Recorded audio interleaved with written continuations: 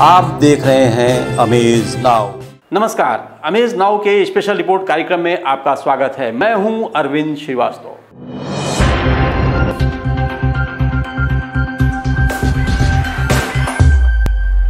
दोस्तों, जाने अनजाने में हमसे कभी कभार ऐसी घटनाएं, ऐसे वाकयात गुजर जाते हैं जिसका हमें कभी एहसास तक नहीं होता है। आज हम लेकर आए हैं ऐसी ही एक खास पेशकश। सावधान रहें लेकिन बेसब्र नहीं। हर दिन 1 करोड़ से ऊपर का ट्रांजैक्शन करने वाली सबसे बड़ी दवा की मंडी भलोटिया मार्केट ने इस बार रिकॉर्ड तोड़ इतिहास रचा है। विश्व पटल पर कोरोना के कोहराम से त्राहिमाम था, तो वहीं यह आफत दवाई मंडी के लिए एक बहुत अच्छा अवसर बनकर आई। सही मायने में यह अवसर सिर्फ गोरखपुर के लिए नहीं बल्कि देश विदेश की दवा कंपनियों और दवाई मंडियों के लिए था।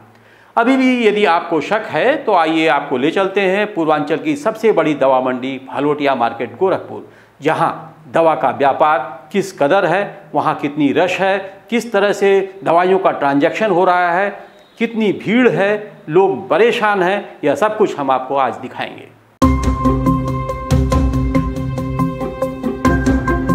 सावधानी ठीक लेकिन बेसब्री नहीं। कुछ लोगों ने डरवश तो कुछ ने सावधानी अख्तियार करते हुए कोरोना काल में महज 1.5 महीने में ही 120 करोड़ की दवाएं पूर्वांचल के सबसे बड़े दवा मंडी भलोटिया मार्केट से बिक गयी। लोगों को घरों में अपनी दवाओं को इकट्ठा करने की होड़ सी लग गई। ऐसे में बहुत सारे ऐसे जरूरतमंद थे जो इसके लिए शायद तड़पते रहे, चाहे पैरासीटामोल हो, फेविब्लू हो या फिर रेडमेसिविर इंजेक्शन या विटामिन सी के नाम से बिकने वाले लिम्सी।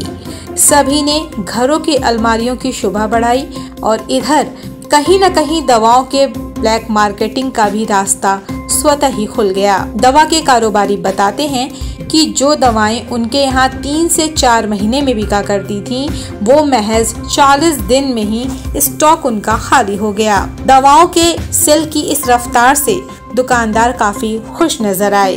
कुछ तो क्या है कि लोग हकीकत में बीमार भी हुए, उसकी दवाएं बिकी, लेकिन साथ साथ ये भी है कि लोगों ने उतावलेपन में या मानसिक रूप से पीड़ित हो गए, साहब मुझे दवा रखनी है वरना बाद में दवा नहीं मिलेगी।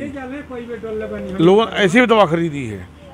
तो उदाहरण के लिए कोई दवा शुगर का मरीज है, वो महीने में 3 पत्ता खरीदता है, उसने डिब्बा ले लिया कि आगे दवाओं साड़ी में क्या करूँगा। तो लोगों ने पैनिक होकर दवा खरीदी भी है और पहले से लोग बीमार भी हुए थे बीच में। तो ये वजह है दवाओं की बिक्री होने की। इस दौर में थोड़ी सी कालाबाजारी उन लोगों के कारण भी बढ़ी जिन्हें शक था कि समय पर शायद उन्हें दवाइयाँ न मिलें, शायद दुकानें न खुल सकें, शायद वे दुकानों तक न पहुंच सकें। लेकिन वो दौर ऐसा था जो अब एक हद गुजर गया है। हम बात करें कोरोना कर्फ्यू पहले, तो हम सामान्य सेल पे चल रहे थे अपने, जो जिसकी सेल है, जो बाजार की स्पीड है उस पर चल रहे थे हम लोग, उसमें कोई तेज़ी नहीं थी। जब कोरोना कर्फ्यू लगा, केसेस बढ़ने शुरू हुए, कुछ तो मरीज बढ़े, उनको भी हाथ में दवाइयाँ गई, महंगे इंजेक्शन गए, उसकी सेल बढ़ी। फिर उसको देख के जिनके घर में मरीज एक था, उसने पैनिक हो गए कि मुझे फेविब्लू भी चाहिए, मुझे विटामिन सी खाना है, जिंक खाना है या ये दवा खानी है। उसने इसको स्टोर शुरू किया, तो सेल में उछाल इसलिए आया।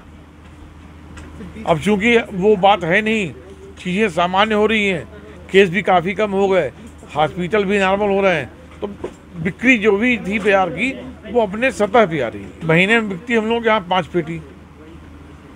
5 पेटी क्या समझिए कि हफ्ते में 50 पेटी बिक जाए। फेविफ्लू कोरोना दवा, फेविफ्लू कोई पूछता नहीं है। उस टाइम 5 पेटी आए और ग्राहक सामने खड़ा इंतजार करता था कि कब भैया का आएगा, हम ले जाएं। लोग लाइन लगा कर वहाँ लकड़ी हैं। कुछ तो लोग बीमार भी हुए और कुछ लोग पैनिक होके कि हम घर में दवा रखेंगे। जो समर्थवान थे उन्होंने और स्टोर किया है। चलिए, ये तो हो गई दवाओं के रखने की होड़ की बात। अब जरा WHO की सूची से कोरोना वायरस की दवाओं के बाहर हुई दवाइयों के बारे में बात करते हैं। अचानक 3 से 4 दवाएं पूरी तरह से बैन हो गई। ऐसे में आपकी ओर से इकट्ठा किया गया माल अब किसी काम का नहीं रहा। दुकान पर देने जाएंगे तो जद्दोजहद करनी पड़ेगी, क्योंकि दुकानदार भी अपने स्टॉकिस्ट को बड़ी मुश्किल से इन दवाओं को वापस कराने के लिए मना पा रहे हैं। ऐसे में आपकी बेसब्री और अति सावधानी का कोई मतलब नहीं। लेकिन इस रिपोर्ट का तीसरा और सबसे अहम पहलू यह है कि जिन लोगों ने डॉक्टर के सलाह के बगैर तमाम दवाइयों को एहतियात के तौर पर स्टोर कर लिया था, उसकी वजह से कई लोग इन जरूरी दवाइयों से महरूम रह गए थे। लेकिन शुक्र यह है कि जिन लोगों ने दवाइयाँ तो खरीद ली, उन्होंने उन दवाइयों का सेवन नहीं किया, नहीं तो शायद उसके साइड इफ़ेक्ट से भी उन्हें 2-4 होना पड़ता। और वो साइड इफ़ेक्ट्स कैसे होते उसका कुछ पता नहीं। वास्तव में इस एपिसोड का मकसद यह है कि आप सावधान तो रहें, लेकिन कतई बेसब्र नहीं।